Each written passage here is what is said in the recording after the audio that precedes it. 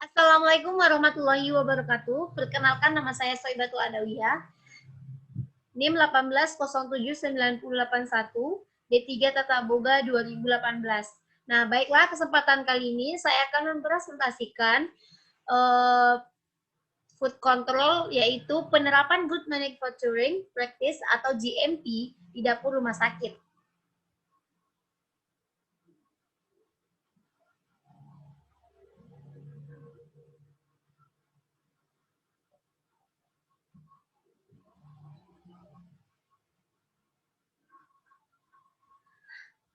GMP, Good Manufacturing Practice, merupakan pengolahan makanan dasar atau mendapatkan kualitas yang konsisten dan keamanan pangan.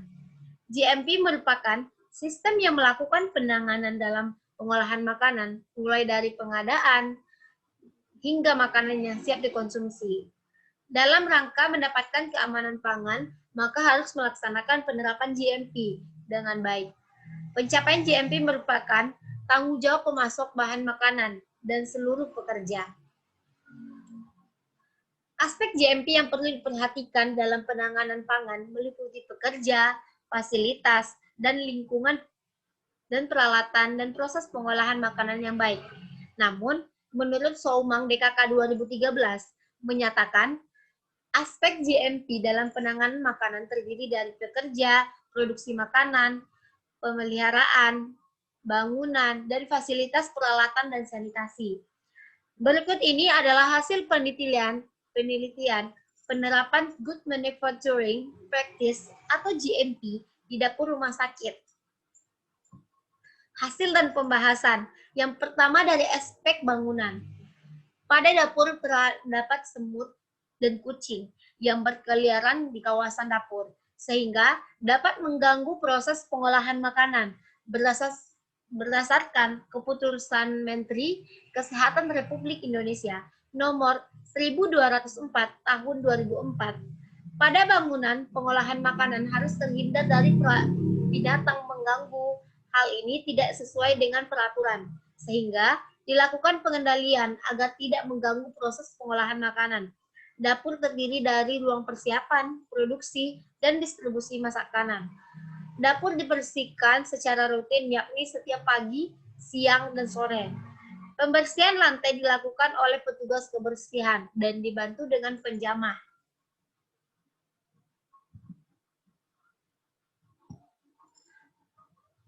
Selanjutnya, sarana pengolahan makanan. Aspek sarana penunjang yang diamati pada proses pengolahan makanan terdiri dari penyediaan air, pengolahan limbah cair, pengolahan limbah padat, dan tempat cuci tangan. Pada aspek ini, memiliki nilai 192 dari nilai maksimal 228 atau sebesar 84,21%. Air bersih yang digunakan saat proses pengolahan makanan berasal dari perusahaan daerah air minum atau PDAM. Air PDAM melewati beberapa proses, yaitu air PDAM yang berada di tangki bawah disaring menggunakan silika dan cartridge filter yang bertujuan untuk menghasilkan kualitas fisik air yang baik. Selanjutnya, aspek peralatan makanan. Peralatan digunakan saat proses pengolahan makanan. Peralatan harus selalu bersih dan disimpan ke dalam rak yang terhindar dari debu dan kontaminasi lainnya. Aspek peralatan makanan yang diamati meliputi kondisi peralatan, pencucian, pengeringan peralatan. Aspek peralatan makanan pencucian, peralatan melalui tahap yaitu dengan cara pembuangan kotoran, pencucian dengan deterjen atau untuk membunuh kuman yang ada pada peralatan, dan pembilasan dengan air. Nah, selanjutnya, pemeliharaan peralatan. Aspek pemeliharaan peralatan yang diamati meliputi komponen penyimpanan peralatan dan pencegahan kontaminasi serangga, tikus, dan binatang pengganggu lainnya. Aspek ini mendapatkan nilai 85 dari nilai maksimal 90 atau sebesar 90,4%.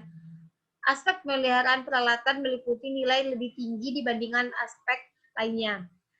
Selanjutnya, penyimpanan makanan. Komponen pada aspek penyimpanan makanan terdiri dari pemilihan bahan makanan, penyimpanan, bahan makanan, penyimpanan bahan makanan jadi, dan pengangkutan makanan. Aspek penyimpanan makanan memiliki nilai sebesar 260 dari nilai maksimal 330 atau sebesar 78,79%. Pemilihan bahan makanan dilakukan oleh satu petugas penerimaan bahan makanan basah dan kering didapatkan dari satu referensi.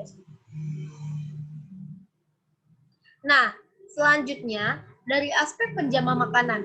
Penilaian terhadap penjama makanan dilihat dari karakteristik penjama, perilaku penjama, kesehatan penjama, dan pelatihan yang didapatkan.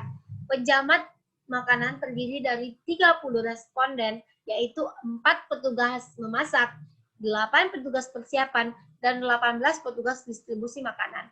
Jenis kelamin penjamah makanan terdiri dari 12 orang laki-laki dan 18 orang perempuan. Jenis kelamin perempuan terbanyak di dapur pengolahan karena dalam proses pengolahan dibutuhkan ketekunan dan ketelitian. Perilaku penjamah dinilai dari observasi yang dilakukan selama penelitian berlangsung dan wawancara melalui kuesioner mengenai perilaku penjamah makanan pada saat bekerja. Nah, dari aspek-aspek tersebut yang kita teliti, maka dapat disimpulkan dan saran. Nah, penilaian GMP dibandingkan dengan keputusan Menteri Kesehatan Republik Indonesia nomor 1204 tahun 2004 dan Taher tahun 2008 bahwa secara keseluruhan GMP dikategorikan baik, namun terdapat komponen yang perlu diperhatikan seperti lokasi, bangunan, lantai, ventilasi, suhu dapur, pencahayaan, pengolahan limbah padat, sarana tempat cuci tangan, kualitas air minum, suhu penyimpanan makanan, dan perilaku penggunaan masker dan sarung tangan saat bekerja.